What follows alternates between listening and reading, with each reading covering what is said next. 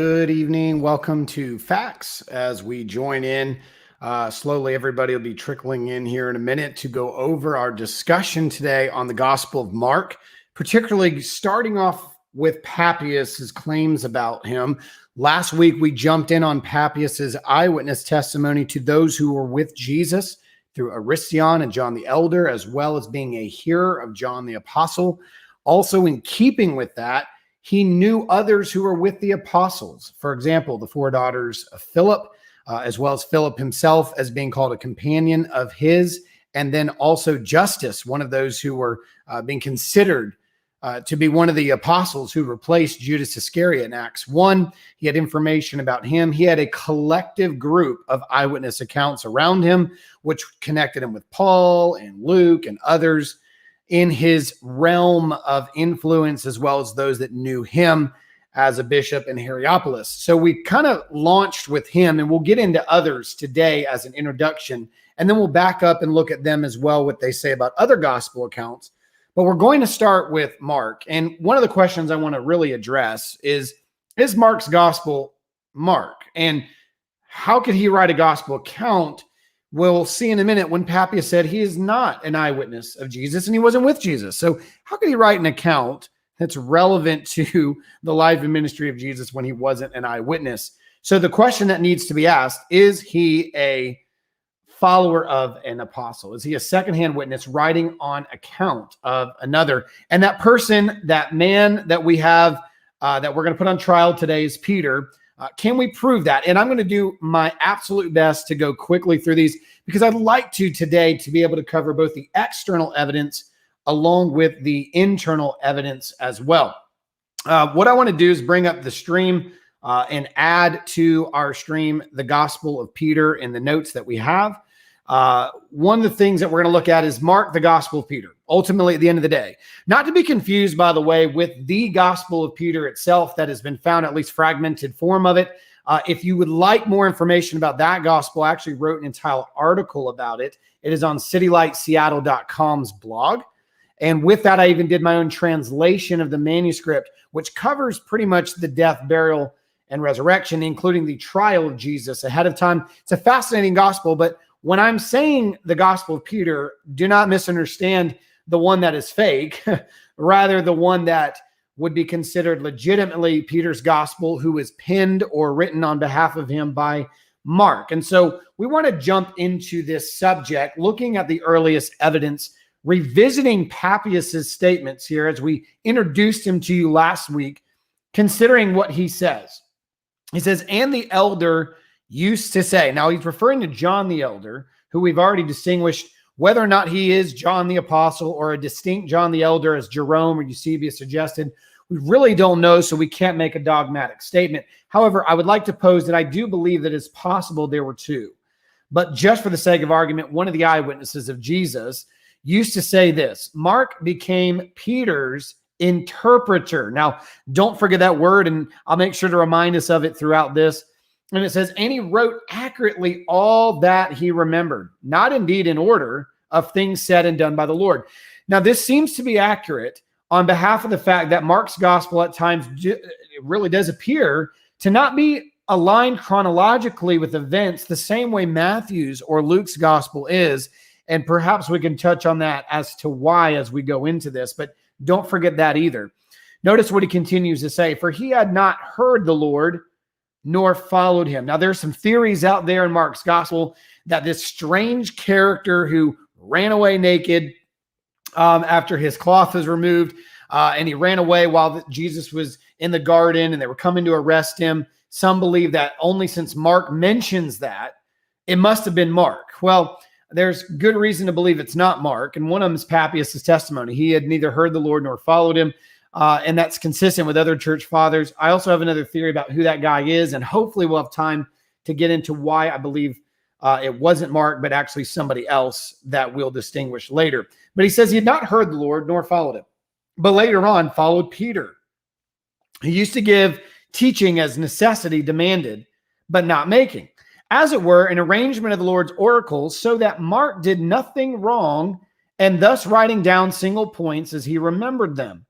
For to the one thing he gave attention, he left out nothing of what he heard and made no false statements in them. So this is Papias's understanding from the eyewitness John the Elder and how this went. So let's take this apart a little bit. Let's break some of these phrases down and let's figure out what he's talking about. What exactly did Papias mean when he said that Mark was Peter's interpreter? Hermeneutes is the word. Hermeneutes is where we get the word hermeneutics, or the idea of interpreting or to develop and unveil something there. But the thing is, there's multiple aspects of this that we need to consider when we're talking about how Papias used it. And maybe you've had a hermeneutics class, but I want to distinguish the different definitions. It ideally means to explain, interpret, or translate. It could be any of those three sections. So taking that apart, let's consider the possibilities of how Papias would have been using it. Could mean to explain, interpret, translate, something along those lines. Mark gave interpretation of what Peter said. He already distinguished that. So this is not likely to be a statement of interpretation, like as in he's giving commentary of what was going on. Why do I say that? Well, for one, look at the statement again. He says, for the one thing he gave attention to leave nothing out of what he heard, even to the point where he was going to write something chronologically out of order, according to Papias. He was going to be strict and faithful to write what Peter told him. And so he wasn't going to add commentary. So if the word indicates interpretation or bringing commentary or thought to it, it kind of leaves the boundaries by which Papias set for him. And he even says he makes no false statement in them. So he didn't add anything that was outside of that realm of eyewitness, because he would have been giving his own interpretation and making faulty conclusions. He stayed strict to Peter, even to the point of going out of chronological order. Now, keep in mind that the idea here is that Peter was being pushed to take his oral tradition and to bring it into writing. Why? Because oral tradition typically dies with those who die. And Peter was not going to live forever, and the people fell in love with his teaching. He has a young man by the name of Mark, apparently with him, who was skilled with the pen. Peter was skilled with his words. Peter was not a writer. He was a fisherman. It's obvious he was a tremendous speaker. Anytime you see him in the gospel narratives, he's talking. He was a talker. In fact, he talked too much. He got his foot stuck in his mouth quite a bit. But he was obviously the spokesman, even in the narrative of Acts, in comparison to the others. He would speak on behalf of groups, and he would speak on behalf of the apostolic beliefs. So when we talk about Peter, we find this consistent in his other writings. For example, in 1 Peter, if you go to the end of the book in chapter 5, you'll find that 1 Peter is not penned by Peter. He used what's called an amanuensis, or a scribe, somebody who wrote for him, and it was Silvanus, or perhaps you've heard the name Silas used in Acts. He wrote Peter's epistle for him. Why? He's not a writer. He's a speaker. So naturally, taking a tradition of oral speech, who is preaching sermon segments, the idea is not, let's get this as accurate as we can on the timeline and chronology. It's, this information is vital. The people need to know it. Let's get it from the mouth of Peter onto the papyri. Let's get it down. Let's write it. That's more of the indication here. And it doesn't appear to me that interpretation is the idea of the word he uses as an interpreter, in the sense of he's giving commentary or putting his own perspective behind what Peter had said. Rather, here's the second opportunity. Mark took the oral tradition, as I stated, translated it to a written tradition from the same language, being Greek. So Peter would sit there with Mark. They'd be talking like, I'm looking at my camera, you're looking at me. And he would say, all right, so this is what happened. Let me tell you what happened. And Mark sat down and said, all right, that's good. Oh, that's good. Oh, that seems out of order, but hey, you're the teacher. Keep going. It could look something like that, where they're writing out the perspective of the orator and putting it into writing. And you ought to, and honestly, just thinking realistically and humanly here, most of us that write do not write the same way we would speak. How you would write an email to somebody would be slightly different than how you would say it to them on the phone or in a Zoom call or face-to-face. There's a different side of writing to speaking, although you're saying the same thing, but how you would word it and structure it would be different. And so it could mean that he was taking the oral tradition and bringing it to a more succinct and clean form that would be fitting to writing, and Peter approved what he did. That could be the case as well. The third possibility, and I think it's kind of either two or three personally, it's one of these two. Mark took Peter's message in Aramaic, which he would have more than likely been speaking, and he took it into Greek. So he translated it. He not only took an oral tradition from oral to written, but he took a different language, oral, to a written language that's different from the oral language. It's possible either one of those, and I'm actually comfortable with either, and I'd love your feedback in the comments of which one you think it could possibly be. I think it would be helpful. Go ahead and put your thoughts of that in the comments if you're watching this. Out of these three possibilities, what do you think is the more likely? I believe it's either two or three. I'm fine with either one. But let's continue this external. Is Papias just an independent witness on this, or did others in church history feel the same way that Papias did? Let's consider Irenaeus in the middle and late 2nd century. He said this, "Wherefore also Mark, the interpreter and follower of Peter." Again, this is consistent with what we just saw Papias said, "does thus commence his gospel narrative." So Irenaeus is acknowledging as well, he is the interpreter and follower of Peter. How about Tertullian? Also in the 2nd into the 3rd century. He says Mark was the interpreter of Peter. We're seeing consistency here. So Tertullian, the lawyer, who was examining the earliest stages of transmission as well, comes to the conclusion and says, hey, he was also an interpreter of Peter. So Papias is saying, Irenaeus is saying it, Tertullian. Is there more? Are there any more that would agree with this assessment? How about Clement in Alexandria? And before I pull his quote up, consider the importance of Clement. Clement was in Alexandria, Egypt, which is the exact location by which Peter had Mark go to be a bishop. Mark brought the gospel itself to Alexandria as its bishop, as its leader, to start the movement of the gospel and church plants there. Alexandria was a prime location where tradition of Mark would have existed, probably the most prominent. So Clement is in the middle and late 2nd century. He would have been within the lifetime of Mark. I'm not saying he knew Mark. Mark would have probably been gone by the time he was there, but he's not far removed, and he's in the apostolic church that had been started by Mark. So he has very close tradition from the church Mark would have started. He was later a bishop in the same church, so he would have had good information. What did he say about the situation? He said, Mark wrote Peter's teachings, that's the oral tradition, while Peter was alive. Now note that some have this theory that he came later and that he interpreted and went off memory and wrote it down, and they misquote Papias.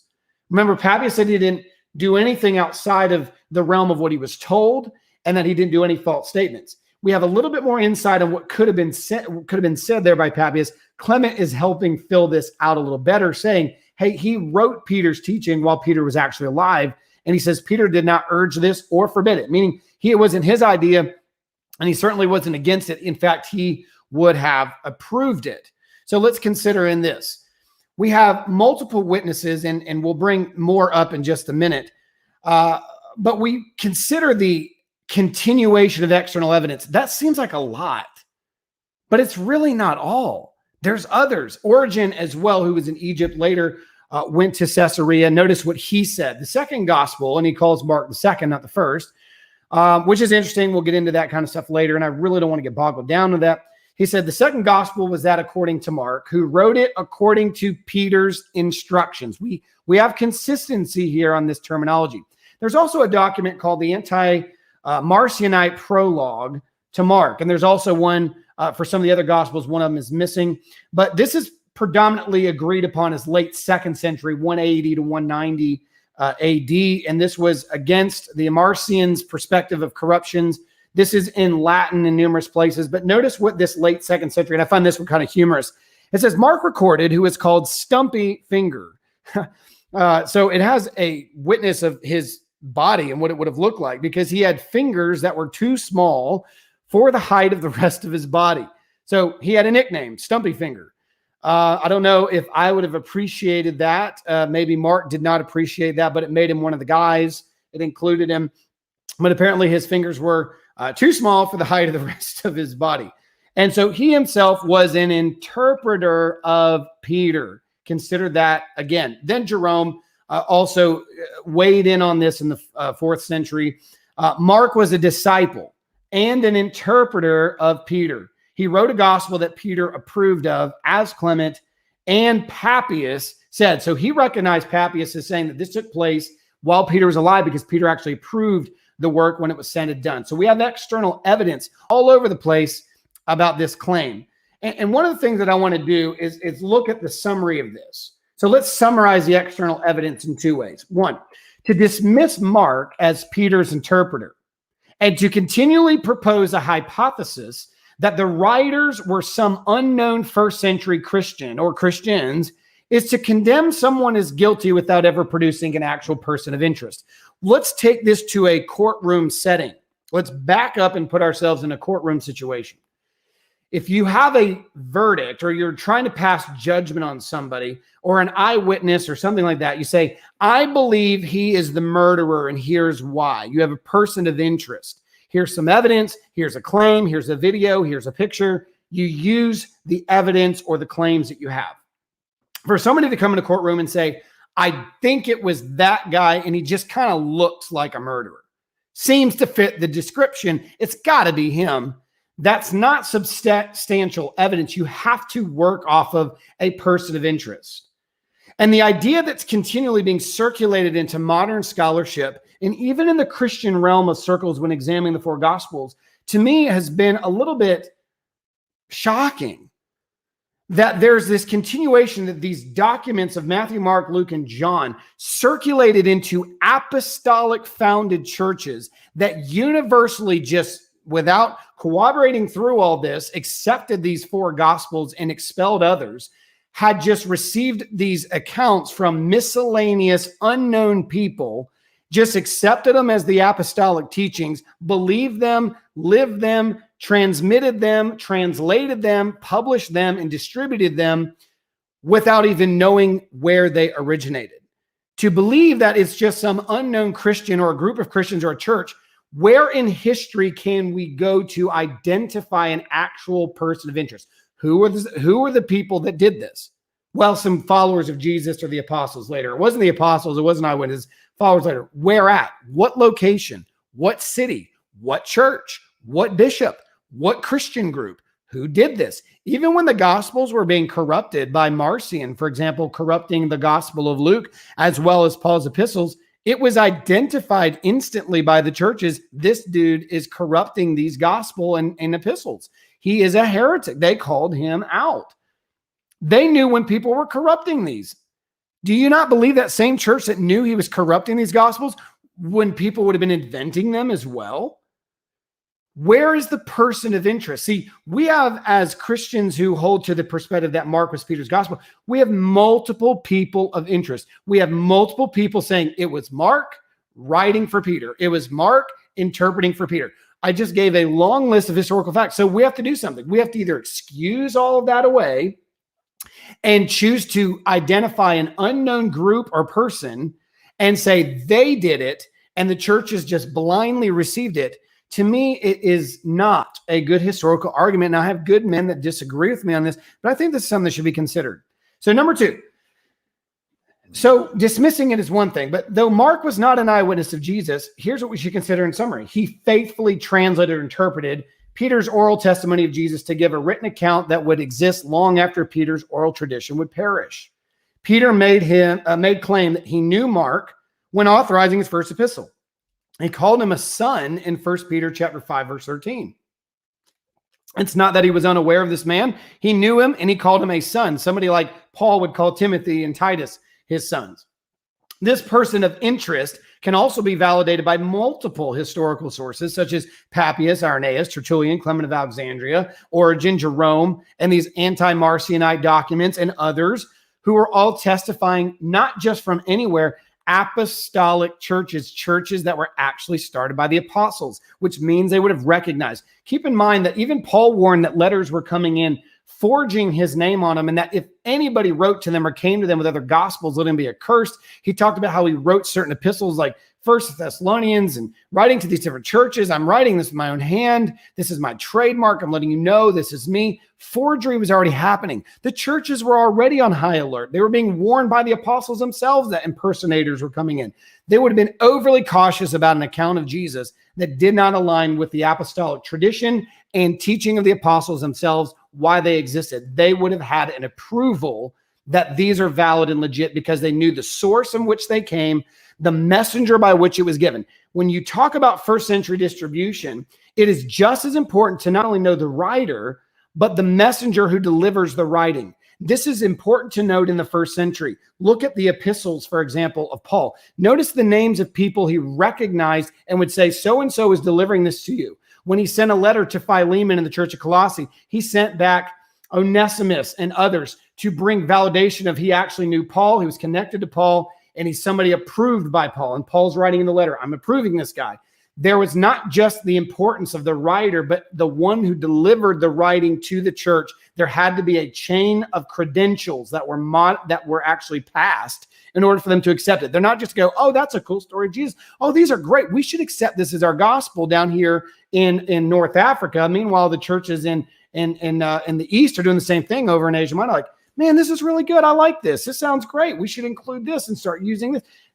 That's a little bit far-fetched, and it's not realistic with how the churches were dealing with issues like Marcion and other corrupted writings that were coming in. So where's the person of interest? We have a person of interest by multiple sources in history to give us an identification that Mark's gospel was penned by Mark on the authority of Peter and his teachings from the oral tradition. Now let's jump into some internal evidence. And I'm actually going to back up here and I'm going to jump back into our stream. I want to focus on some of these things.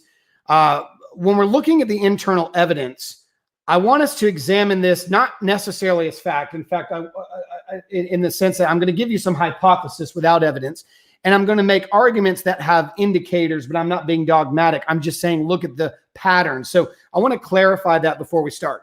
Right here is a book that I think I had mentioned last week, of the Jesus and the Eyewitnesses by the wonderful Anglican Richard Bauckham in England. Wrote a tremendous work on this. And I want us to examine these concepts because many of the ones I'm going to share with you are from his concepts or identifications. And so when we jump into these, I want us to look at the internal evidence, much of which was really originated from him. And I took some of his theories and thoughts and actually tried to investigate them further. So when we go through this, I'm not saying this is an absolute fact. This is an absolute truth.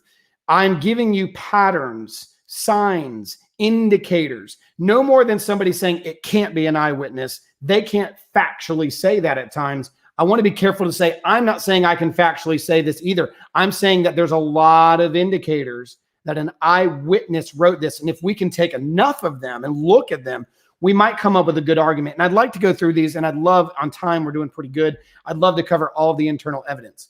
So if Mark's gospel is from a Petrine or Petrine perspective, can one find Petrine perspectives within the narrative? So here's a claim. So there's what we're going to do. We're in the courtroom. We have multiple sources saying it's Peter. Peter commissioned and authorized Mark to do this. Mark interpreted his words. He took the oral tradition and made it a written tradition. Can we just go off the external, or are they bringing an alibi? Are they bringing evidence? Are they bringing proof? Can we convict Peter as being the eyewitness source behind this from the internal evidence as well? I think we have some things we need to consider. Number one, Mark's gospel has the highest frequency of reference to Peter than the other gospels. Now, not necessarily the amount of times his name is used, either as Simon, or Peter individually, but collectively, as far as the frequency goes from the size of the gospel, Mark's gospel is much smaller than Matthew. So when you're looking at the frequency, Mark has the highest frequency of Peter. That doesn't prove anything. That doesn't validate my point, but it is a fact that needs to be considered. Number two, it contains Petrine Ecclesio eyewitness testimony, which we will spend far more time getting into that as we continue on into these other gospel accounts, particularly John with Mark. We will not have, for the sake of time already looking at, time to deal with all of that directly. But let's consider this. Number one, within those two frameworks, we have multiple evidences that we need to consider. What Bauckham calls from Turner the plural to singular narrative device, the plural to singular narrative device. Bauckham points out the fact that in 1925, there was an article that's kind of been neglected in scholarship by Cuthbert Turner, who actually published this article pointing out that there were 21 what's called plural to singular narrative devices. And it's kind of uncharacteristic, and I'm going to give illustrations of it. I'm not going to do all 21. We'll just pick out a few in Mark.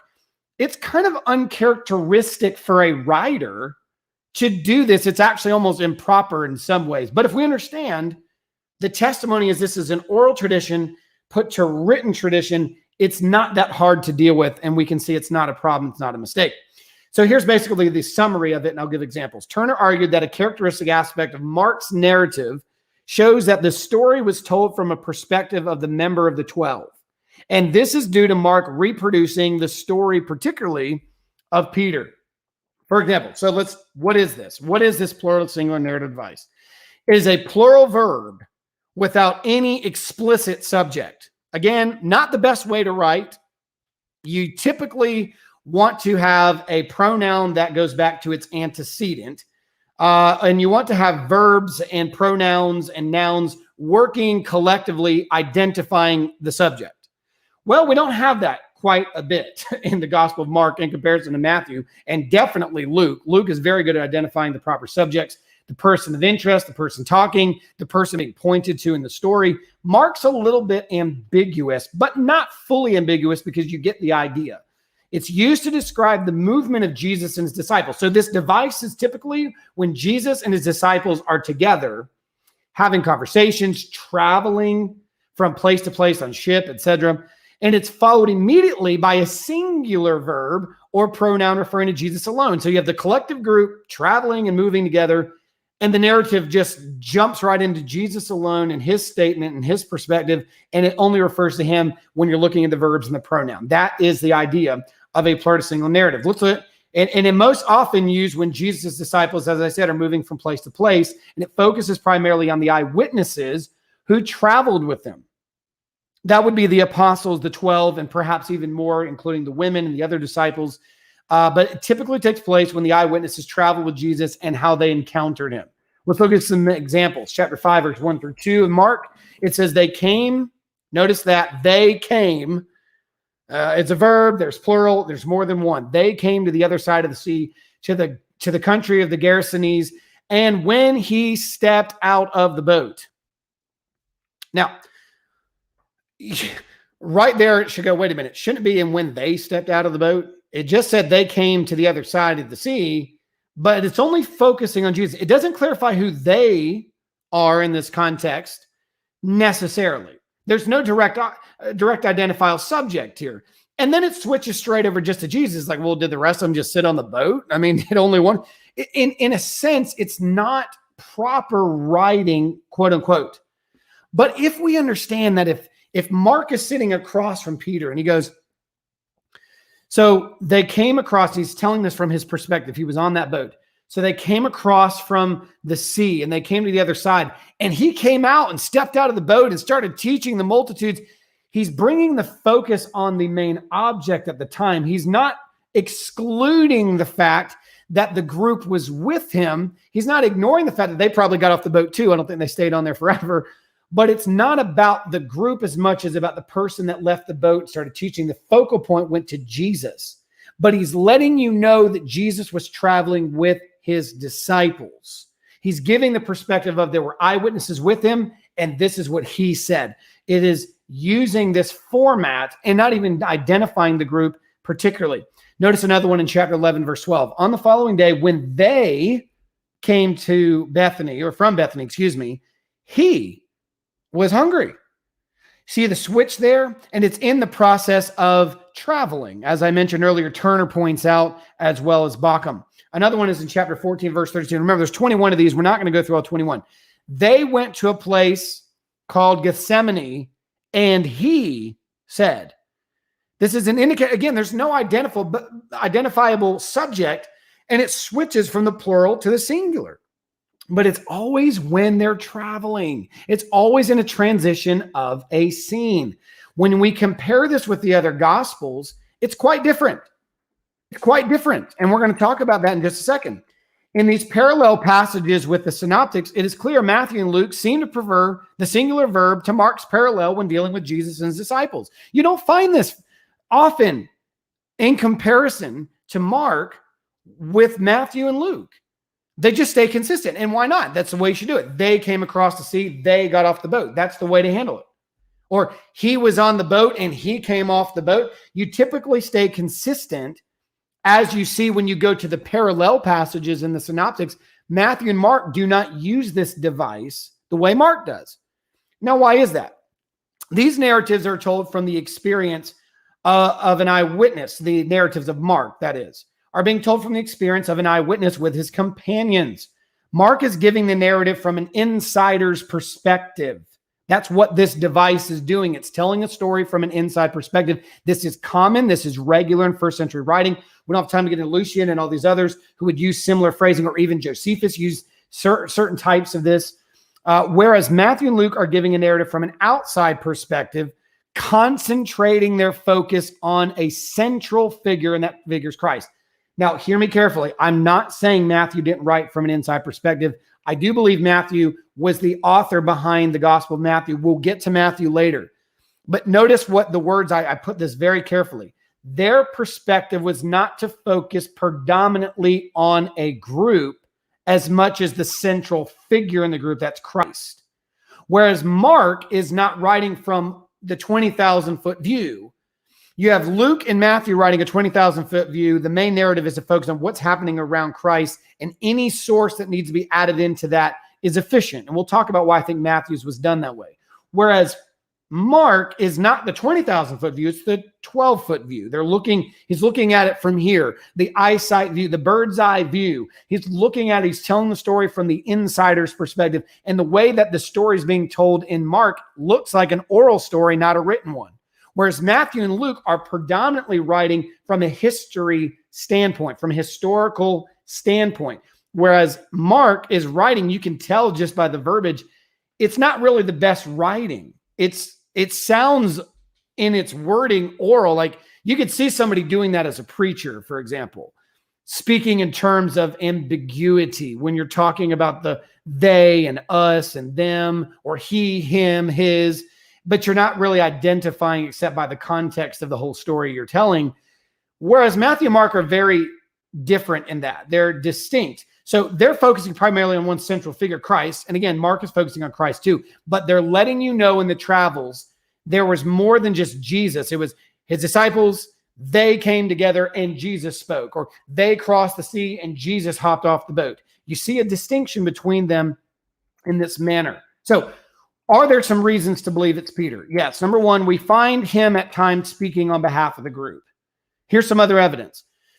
Are there really reasons to believe that this is Peter as the eyewitness giving the material of it? We see that there's somebody that appears to be on the inside giving the bird's eye 12-foot view, but is it Peter? Is there proof to look into the Gospel of Mark and say, yeah, we see Peter in this? Well, I think so. We find him at times speaking on behalf of the group. He is the voice of the group. Now, that's true in Acts as well, and some of the other Gospels, but it is more dominant in the smaller Gospel of Mark. Number two, we find him being addressed in place of the whole group. Not only is he speaking on behalf of the whole group, when Jesus addresses the group, he's obviously singled out in addition to the group. It's kind of odd, but notice some examples. And I'm not going to give you all the examples in Mark because we would be here and our time zone would go out from us. Notice this in chapter 14, verse 37. Then he, Jesus, came and found them sleeping. This being Peter, James, and John in the garden.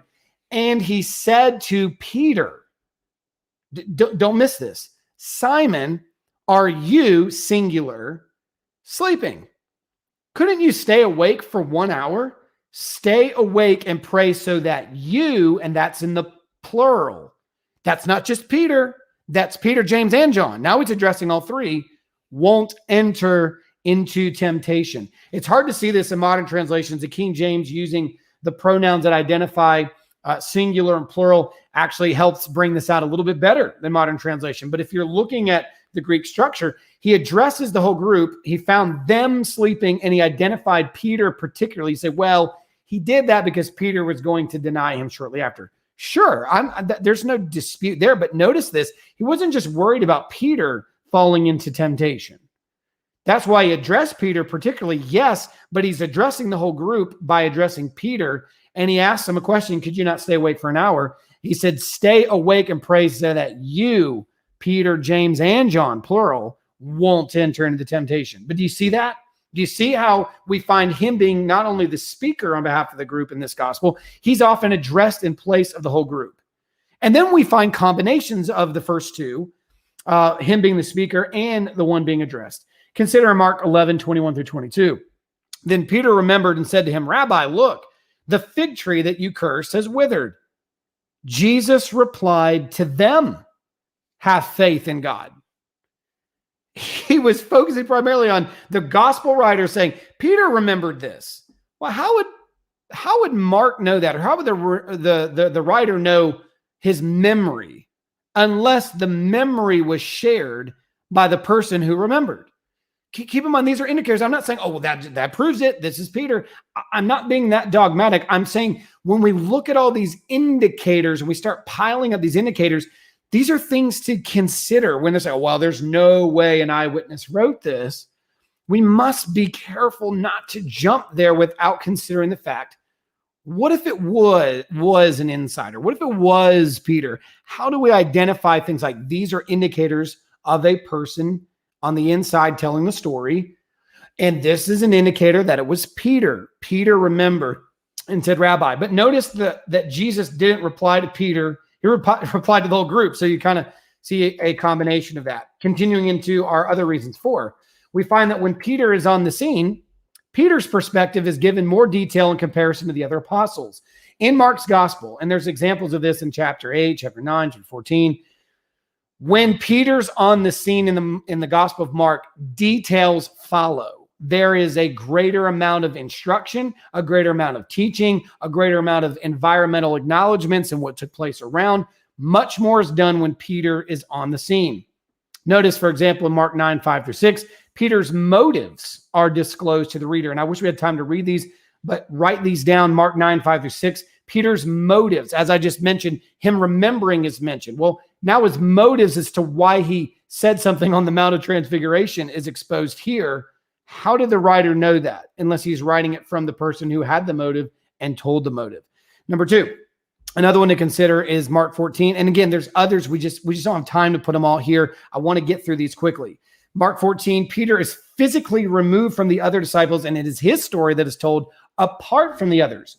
Now, you do see this in the synoptics in some ways, but as a whole, you don't see this very often in the other gospels. In fact, when other apostles are mentioned, you don't see a lot of detail, as I mentioned in that first section, but you also do not see other things taking place with side stories going into the great depths like you see in chapter 14, 54-72, that are particularly focused on Peter's perspective and how these things went. Number 5, Peter understanding or having a misunderstanding of Jesus often sets the tone for the narratives. When Peter is on the scene and he understands something, it is the highlight of the gospel, and it changes the direction of the gospel and how things are going to transform from there. And also when he misunderstands something, it also becomes a highlight in the gospel, and it sets the tone for how things will go in the narrative as well. For example, in Mark 8:29, Peter makes one of the greatest proclamations of, you are the Christ. You are the Christ, the Son of the living God. One of the greatest proclamations of Jesus. And not even a few verses later, he's being told he was going to do something. He says, nope, not me. That won't be me. And out of ignorance, Jesus says, get behind me, Satan. I mean, he went from the greatest proclamation to the quickest rebuke you could find. And that changes the perplexity and the narrative forward of Peter and his relationship with Jesus, and how that's going to build a continual narrative all the way to his denial of Jesus, which goes into chapter 14. Peter makes a bold proclamation of loyalty above all the other disciples. And the Gospel of Mark makes sure to indicate that he said, all of these may fall away from you, but I will not. He singled himself out amongst the others that he would be loyal when others were not. And to be fair, Peter was fairly loyal. He did follow and tag along for a while, just kind of did it really quietly and under a lot of cover up and disguise. But he did follow Jesus around for a while. He didn't fully abandon him. But at the same time, he said, I would die for you. And Jesus says, yeah, no, actually, you're going to deny me. You're going to deny me 3 times. And by the end of verse 66 in the same chapter to 72, he's denying Christ altogether, including cursing and saying, I do not know him. What a change of direction. What a change of scenery that takes place as a result of the positive of Peter and the negative of Peter, highlighted aspects in the Gospels. The 6th reason to believe it is Peter is Peter's involvement in gaining knowledge of the resurrection was distinguished from the others when the women delivered the message from the angels. In the resurrection scene in chapter 16, verse 7, keep this in mind. We have Peter being proclaimed here. Not only, hey, tell my brothers and Peter. He is distinguished from the others. So it is important that Peter is gaining knowledge of the resurrection in addition to the disciples other than him. They were particular to end. And I think there is a reason for that. And that's number 7. The inclusio eyewitness format is being used from the beginning to the end in this narrative. And we do not have time to go into this, but we will pick up in it as well in John's gospel when we get into the what Bauckham often calls the inclusio eyewitness. So just as a quick pace summary, what you see in this, and we'll show the parallels between Mark and John later. Who is the first disciple on the scene in the gospel of Mark? It's Peter. Who's the last one being addressed in the gospel of Mark? It's Peter. Tell my apostles, tell the brothers, tell the disciples, and Peter. His name is mentioned there as instructionally last. So from the beginning to the end, he's identifying through what's called inclusio eyewitness writing. Again, we'll get into more detail of that for the sake of time. He is the beginning audience. He starts there. And we're going to see how John's does the same thing, but Peter's not the beginning.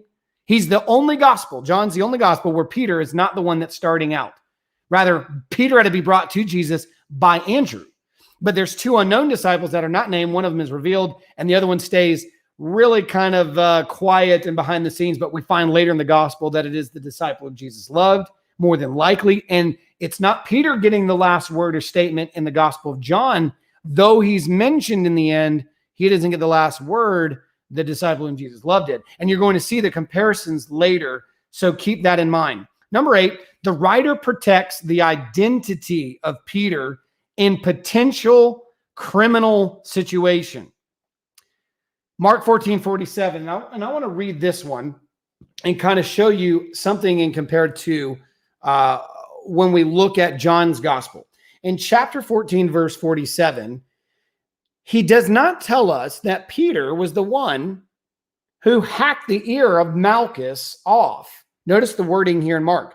And one of those who stood by drew his sword and struck the servant of the high priest and cut off his ear. Now, there's numerous times, and when we get to John, we'll spend more time in here. There are times where Mark does not unveil identities, including Mary, who washed the feet of Jesus, yet her reputation would be known for the ages. We don't even get her name until John's gospel.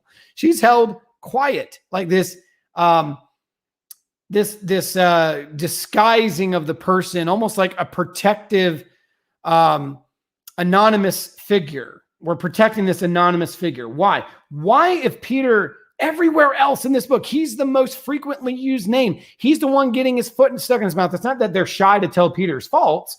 He just flat out rebuked Jesus, told him he was wrong. He's about to deny him. There's no hiding Peter's flaws in this gospel. So that's not the issue. Why did Mark not tell us his name? Why? Well, if we compare it with John 18, John unveils the name not only of Peter being the one who hacked the ear off, but the servant's name. And I think that there's something to this, and there's more evidences of this outside of Peter, but let's just focus on Peter for the sake of argument. Compare with John 18. If I flip over here to the Gospel of John, why is it that Mark does not unveil Peter's name, but John does? And why does Mark not unveil Malchus's name, but John does? I think if we read John's account, we can understand why this happened, because Mark is protecting Peter's identity. Let's think about this, folks. Think very carefully. you had the servants of the high priest coming to arrest Jesus.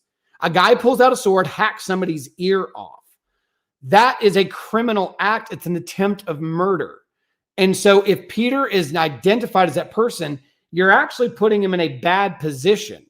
You're putting him in a position where he is in jeopardy of arrest and potentially getting worse. And obviously, Peter was afraid of that. And I'm going to show you in John's gospel how he reveals to us from his perspective that Peter really was afraid of being identified as the hacker, the one who went out there and swatted at somebody. It's an attempt of murder. And in fact, I would say it's a complete act of mercy and grace that Jesus picked that ear up and healed the man.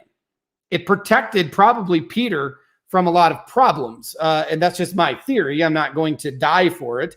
But notice in John's gospel, chapter 18, verse number 10, notice the identification. Then Simon Peter, having a sword, drew it, struck the high priest's servant, cut off his right ear, and the servant's name was Malchus. He tells us the servant's name. He tells us Peter. Luke protects the identity of Peter there too. Why? Again, I believe that because by the time John wrote, I believe Peter was already dead.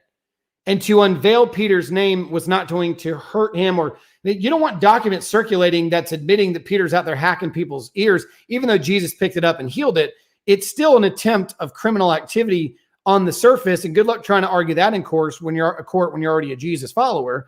So this would look bad for Peter if his name is being circulated in documents that get taken and exterminated, or somebody grabs him and says, oh, so he's admitting it was him in the garden. He won't even mention the name. I don't believe it's because they didn't know. There's a lot of identities. The guy who was running around naked, his identity is being disclosed. Mary, who washed the feet of Jesus, her identity is being disclosed. And we're going to talk more about why when we hit John, but consider this for now, the highlight. John unveils it, but John gives us some insight as to possibly why this is the case.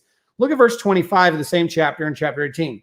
Now Simon Peter stood and warned himself. Therefore they said to him, you are not also one of his disciples, are you? And he denied it and said, I am not. And one of the servants of the high priest, a relative of him whose ear Peter cut off, said, did I not see you in the garden with him? And Peter immediately denied again, and immediately the rooster crowed. So what are we getting at?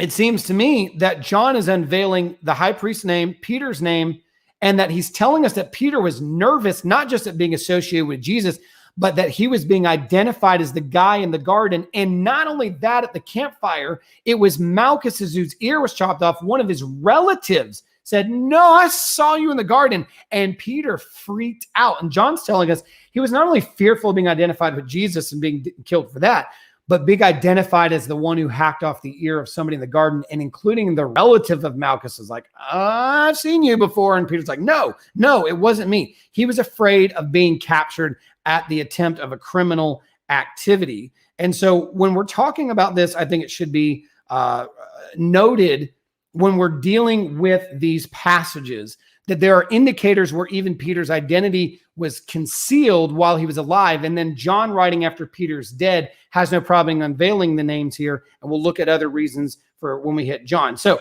around this point, we're going to take some statements, some comments from the audience. We have just a few minutes. We do want to keep these programs under an hour. There's many of you that are saying it could have been Mark for sure who wrote Peter's words. It could have been more, it could have been 2 or 3. There are those who believe that others came and edited this around. I think that happened more with Matthew's gospel, which we'll get into shortly. But some of the statements we want to pull up here, I'm looking through these. Give me a second. Looks like Don Fullman says, if Peter was said to have died around 64 AD and Mark was written around 65 to 77, is it being assumed Peter's remembering events and conversation for 40 years before? Well, and that's the thing. Some would say, well, this gospel is 70 AD or even later. And that's part of the problem, Don. And this is one of those indicators that I'm trying to point out. This could not have been a gospel written after Peter. Again, we even have the testimony that this was after Peter, or not after Peter, but while Peter was living. Clement of Alexandria, who was the bishop of the same region churches Mark would have started, is telling us it was why he was still alive. And it's very likely Peter died a little bit later than that, possibly 68.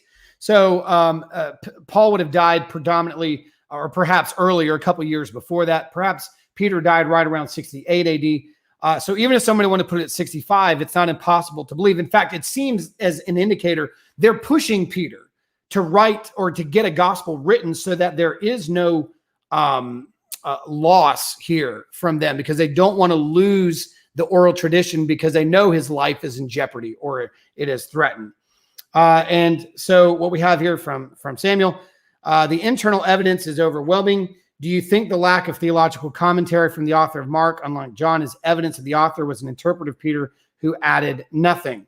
I think the internal evidence is overwhelming, Samuel. I do think that these books are actually excused from the internal perspective, which I think is a problem, and it's unfortunate because I don't think we're being fair. We're only looking at the internal perspective, and I want to be fair too. Say, all right, is there indicators that this could be later? Sure.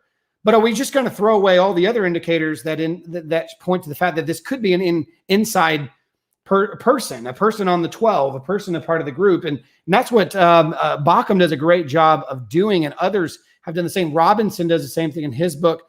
There's numerous guys that are taking this to task.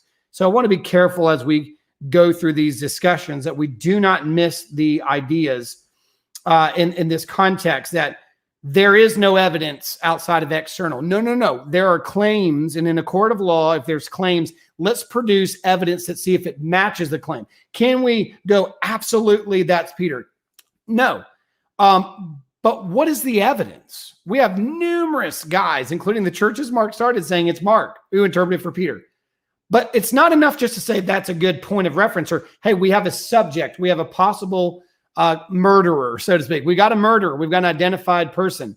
But here's my reasons as to why I think he did it. It's another thing just to go, well, it wasn't them. All these testimonies should be excused. They're Christian bias. We can't just believe Christian bias. So there's some sort of favoritism happening here. I don't think that's a fair assessment either. And then just go, this can't be it. This person would never have been aware of these surroundings or this landmark or something like that. When we start doing that, we blind ourselves from seeing other potentials. And I don't want to do that on either side. I want to be fair. We've heard the extremes of why it's not. So what we're doing in this session is showing why I believe it is. But these are good questions. There's other comments in there. I appreciate the feedback. Continue to share this. On Wednesdays, we have another show, Theos, from Samuel. Share his videos, getting into the subjects of theology and God. John is doing his on conundrums of the Old Testament, these possible problems, whether it's genocide or biblical condoning of slavery and rape and the law. John's really hitting hard those scenarios. And I think it'd be good to do that. Like us on Facebook, like us on YouTube at Explain International. If you watch this video and you want to put comments in later, we'll try to follow up with you. We want to be respectful of your opinions. We want to be respectful of your thoughts. Even if we disagree, we want to do it in the right way. We appreciate those that follow our ministry and follow our work. These are things to consider. If you would, do us a favor, get this out there and help us by sharing the video, clicking a like or commenting or putting this on your own personal wall, sharing the YouTube channel. Some of you are watching from YouTube, some of you from Facebook. We appreciate your support. We thank you for your involvement. Again, if there's any other questions, we're going to continue in this. We're going to pick up with more. We're going to look at Matthew's gospel next. We're going to do the same thing that we're doing with Mark's gospel, looking at these evidences from the fathers externally and then going in internally. Thank you so much. Grace and peace to you. God bless your day. Thank you for your support. If you have anything else for us, please reach out. God bless.